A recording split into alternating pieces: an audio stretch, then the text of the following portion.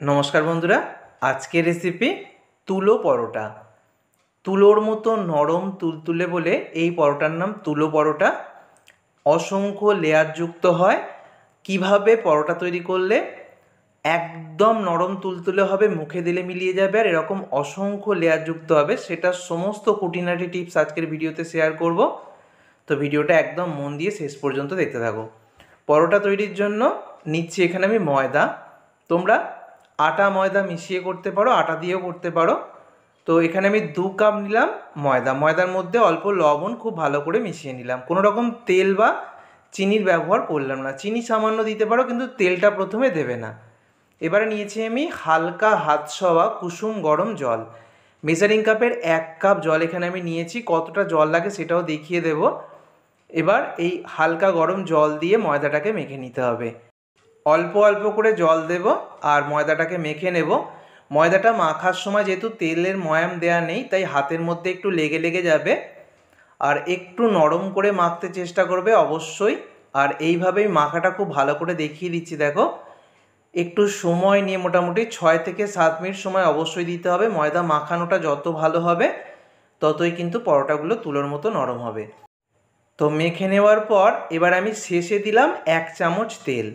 অবশ্যই এই টিপসটা মাথায় রাখবে। মাখা হয়ে গেলে শেষে 1 চামচ তেল দিয়ে আরও মিনিট খানেক ভালো করে মেখে নিয়েছি। আর দেখো জল লেগেছে আমার এখানে 1 কাপের 4 ভাগের 3 ভাগ, 1 ভাগ জল আমার রয়ে গিয়েছে। তো ময়দাটাকে মেখে আমি 30 মিনিট রেস্টে রেখে দিয়েছিলাম। হাতে যদি সময় বেশি থাকে তাহলে 1 ঘন্টা অবশ্যই রাখবে। যত বেশি সময়ের জন্য রাখবে তত পরোটাগুলো নরম হবে। তারপর 3টে বড় বড় ডো আমি কেটে নিয়েছি। একটু বড় বড় শেপেই পরোটাগুলো তৈরি করব। তো এখানে দেখো 3টে আমি গোল গোল করে শেপ দিয়ে নিয়েছি। এবার একটা পরোটা বেলে দেখাচ্ছি। কিচেন স্ল্যাবের ওপর অল্প গুঁড়ো ময়দা ছড়িয়ে এপিট ওপিট লাগিয়ে নিচ্ছে। আর এগুলো খুব সফট হয়, মানে যে ডোগুলো খুব সফট হয়, যেহেতু হালকা গরম জলের মধ্যে মাখা রয়েছে একদম নরম করে, আর মেখে রাখা ছিল রেস্টে, তাই একদম নরম হবে। তো প্রথমে পরোটাটাকে এরকম যতটা সম্ভব গোল করে আর বড় করে বেলে নেবে। যতটা সম্ভব পাতলা করে বেলতে চেষ্টা করবে। তারপর ওপরে এরকম তেল দিয়ে অল্প গুঁড়ো ময়দা ছড়িয়ে দেবে। তারপর 4টে সাইড থেকে এইভাবে 4 ভাঁজে মুড়ে নিতে হবে। এইভাবে ভাঁজ করে মুড়ে নিলেই কিন্তু পরোটার মধ্যে অসংখ্য লেয়ার তৈরি হবে। তো দেখতেই পাচ্ছ 4টে সাইড থেকে আমি মুড়ে নিলাম। খুবই সহজভাবে দেখাচ্ছি। একটু ভালো করে এরকম হাত দিয়ে চেপে চেপে নেবে। তারপর আবারও খুব সামান্য গুঁড়ো ময়দা ছড়িয়ে নেবে। তারপর পরোটাটাকে বেলে নিতে হবে। খুব বেশি পাতলা করে বেলবো না, আবার খুব বেশি মোটা রেখেও বেলবো না, মিডিয়াম করে বেলে নেব। একটু চেপে চেপে বেলবে বন্ধুরা, এতে করে খুব সহজেই বেলা যাবে।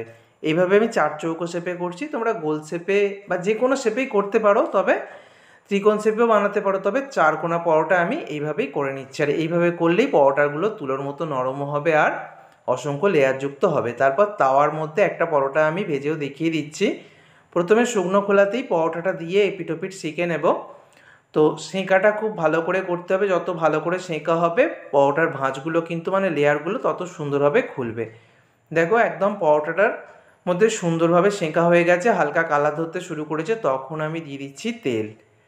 তো খুব বেশি তেল দেওয়ার দরকার নেই। তোমরা একটু বেশি পরিমাণ তেল দিয়ে মুচমুচে করে ভাজতে পারো, তবে এই পরোটাগুলো খুব বেশি তেল দেওয়ার প্রয়োজন নেই।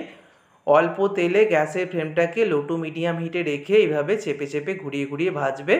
এতে করে একদম তুলোর মতো নরম তুলতুলে তৈরি হবে। দেখো কত সুন্দর তৈরি হচ্ছে পরোটাটা।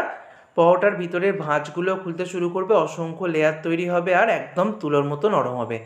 আশা করছি দেখেই বুঝতে পারছো কতটা সুন্দর করে আমি ভেজে নিয়েছি।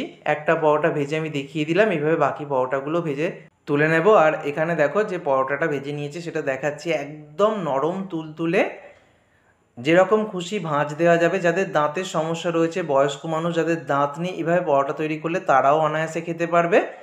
আর পরোটাটা ছিঁড়েও দেখিয়ে দিচ্ছি, দেখো ভিতরে কতটা লেয়ার তৈরি হয়েছে, দেখেই বুঝতে পারছো। দেখো অসংখ্য লেয়ার তৈরি হয়েছে।